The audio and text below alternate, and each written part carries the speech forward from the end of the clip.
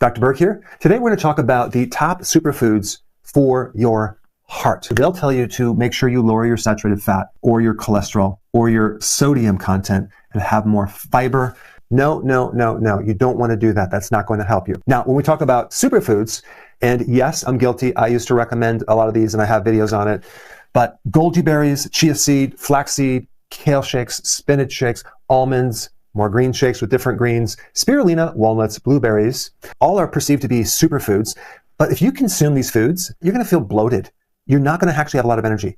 So now let's get into what foods you should be consuming that are considered a superfood for the heart. Number one, red meat. The big thing that red meat has is the super high quality amino acids. That really supports the mitochondria in the heart muscle itself. Red meat is very high in carnitine, and carnitine supports the mitochondria. Also coenzyme Q10, which is a real key essential nutrient for that mitochondria.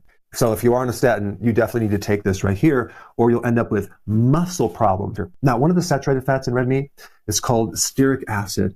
And so stearic acid can help you with the mitochondria, but also it's actually very important in helping you burn more fat. Red meat also contains this other compound called carnosine, which is a very important antioxidant for certain problems with the heart. Red meat is loaded with zinc, which is also involved in over 200 different biochemical reactions. And then we have B12. B12 helps to lower something called homocysteine. Let's roll right into number two, butter. Now, I know what you're going to say, like, wow, I thought butter was bad for the heart. No, it's not. Grass-fed butter is very healthy for the heart.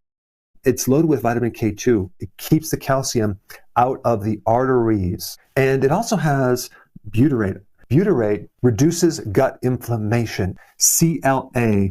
This is a compound that helps improve insulin resistance. When people have insulin resistance, they have a lot of problems with the heart. Butter also has the active form of vitamin A, not the precursors, which also helps heal and reduce inflammation on the internal part of the body, including that inner layer of the artery called the endothelial layer. And of course, butter has stearic acid. Number three, egg yolk, not just the egg white.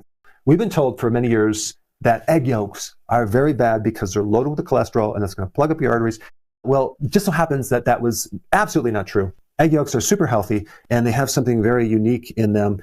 They have a lot of choline. Choline helps prevent a fatty liver. If your liver becomes fatty, it could spill over into the heart. There's a condition called epicardial fat, which is fat around the heart, which is probably one of the biggest biomarkers of heart longevity and heart health, because when you have fat around the heart, that's not good. And unfortunately, we were told that saturated fats are bad, but unsaturated fats are good, like the seed oils. So people have been consuming a lot of them for many, many years. And those seed oils can embed into the cell membranes and really mess them up. And it takes about 600 days to get them out once you stop consuming seed oils. But with egg yolks, the choline in there can help support those membranes, which is very, very important with insulin receptors and other things crossing the membrane.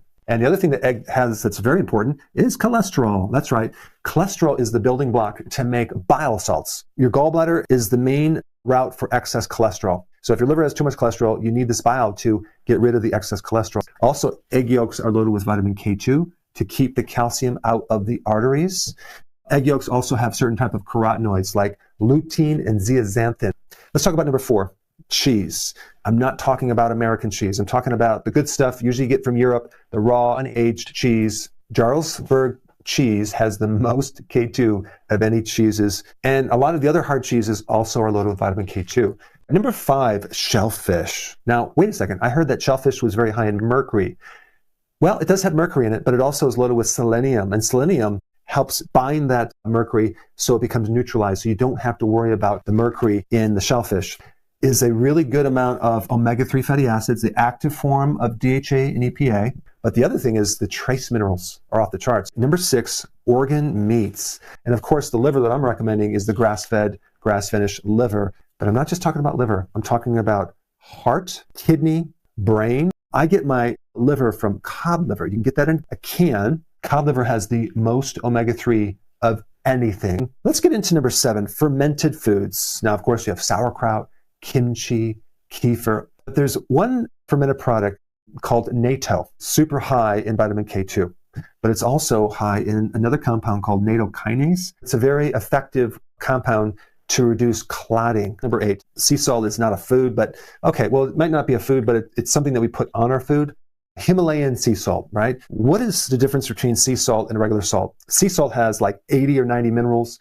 Regular refined salt has 2. Sometimes they add stuff to it like anti-caking chemical. Sometimes they add aluminum to it. They will tell you you need to go low salt for the heart because we don't want to increase blood pressure. And this is something that's been indoctrinated to us. People are so afraid of salt. Well, guess what? Recently they found that is not true. They found that not everyone needs to have a low salt diet. When you go low salt, you now trigger this hormone, it's called renin, that increases the blood pressure from the low salt. Now, I'm not telling you to have like a massive amount of salt. You just need adequate salt because there's certain people that are salt sensitive. If they have too much, they might have high blood pressure, but that usually is from low amounts of potassium, not high amounts of sodium. Number 9, fatty fish. I'm talking about salmon, okay? Wild-caught salmon, omega-3 fatty acids, super important for the heart. But don't forget about the smaller fish, sardines. Great way to get your omega-3. Anchovies, mackerel. And let's not forget about number 10, collagen. I'm talking about bone broth, the skin on the fish or the chicken. And then if you don't have enough collagen, you end up getting rigid arteries. I personally add collagen to my coffee every morning, and I get enough collagen. I don't have to worry about it through the rest of the day.